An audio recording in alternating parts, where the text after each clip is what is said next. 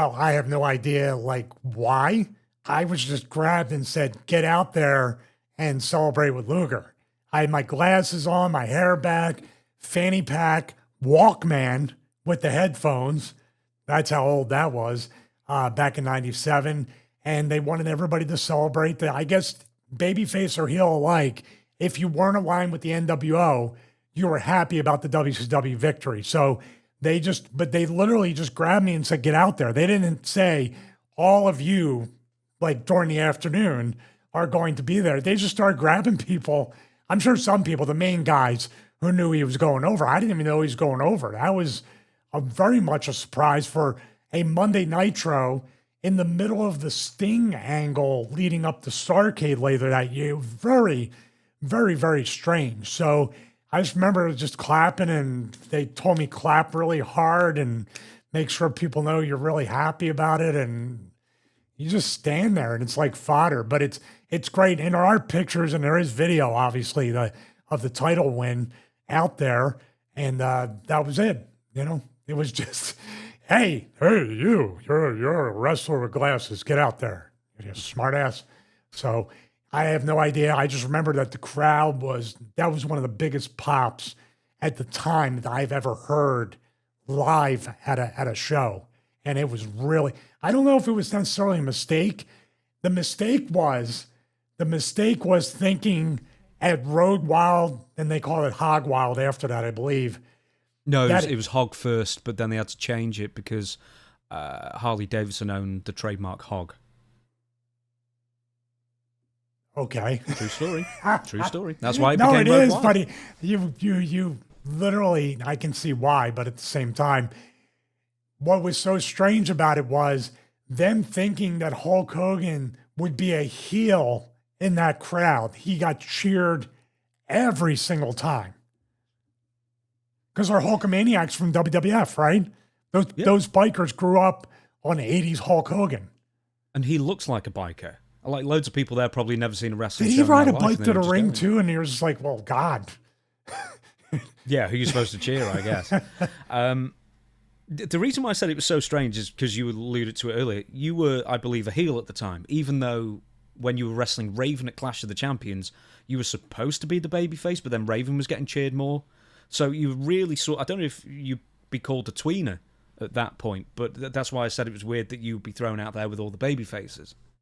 Well, I wasn't called anything except you. I was hoping for you from Hogan. That's big money right there.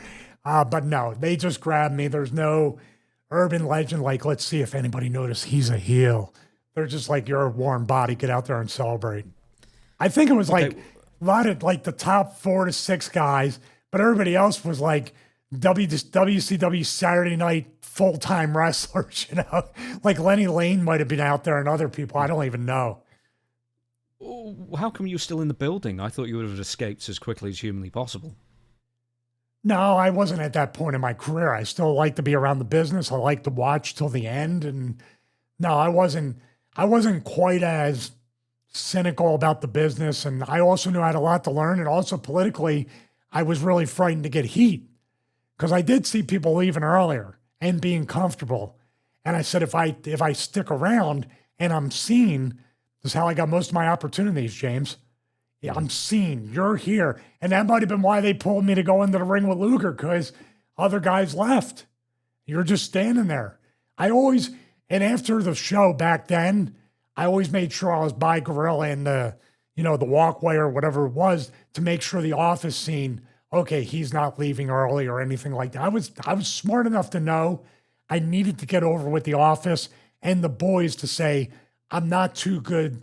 Like, you know how it is. They'll be like, oh, you think you know enough now to leave early? They don't want to take that chance. Or they would have said, you think you know everything, so you stay for the whole show?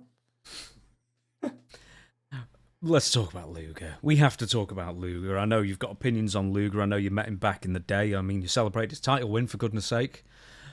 So I left him off the nicest wrestlers list because we sort of need to do, I guess, a bit of a deeper dive on Lex. Now, I'm interested in the old Lex rather than the new Lex Luger.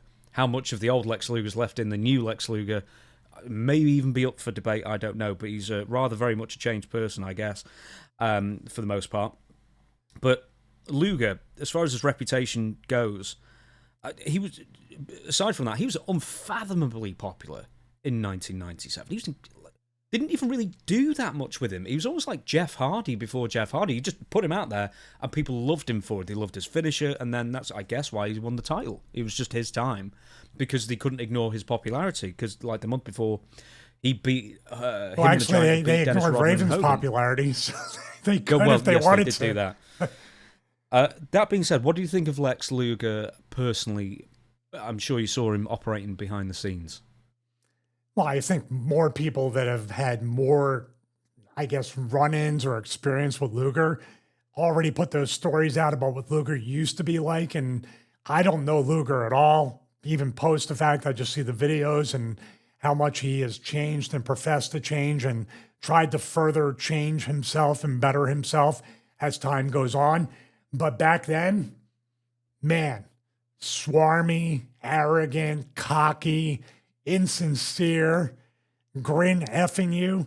Like, for instance, here's what encapsulates all that. I was smart enough to know this back then, but you go around, shake hands with everybody, introduce yourself, and then you'd just be sitting there, and it was the wrestling locker room.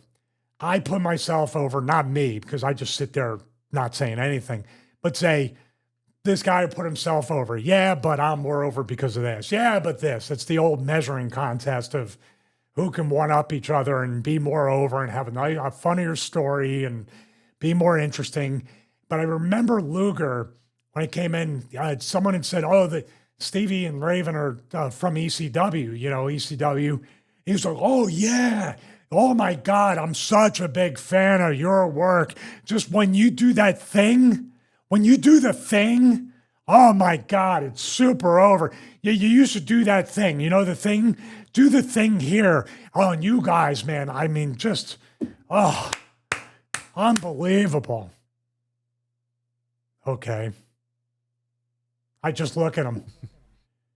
Like, do the thing tonight like you did back in the E place. The E place, ECW, we get it. I know you've watched all my stuff. That was Lex Luger. Mm. Am I off base? Sounds about right. He did that thing more than once. So by the second or the third, definitely the third time, maybe the second. And usually I would do this when someone's saying something to me, and I'm just like, it's like more than an eye roll. You can eye roll, or when someone's saying something so ridiculous that it's like the Charlie Brown, like the teacher. When he's saying that, I make this face, which I said you can make into a thumbnail. Like right to him. And he wouldn't even sell because he's so self-absorbed at the time with his own story. He's not even paying attention. And sometimes a little drool would come out and I would just be in a catatonic state during the story where Luger's obviously the hero of everything. I know I said this off, I might have said it on a show. Keep in mind, once Buff Bagwell did tell me that him and Lex Luger called themselves the first percentiles. In the locker room or on TV? I don't know if they just said this to each other in the gym or something, or they described themselves as the first percentiles, not understanding what percentiles are, which makes me really happy they did that. So basically, they're telling themselves they're in the bottom 1%.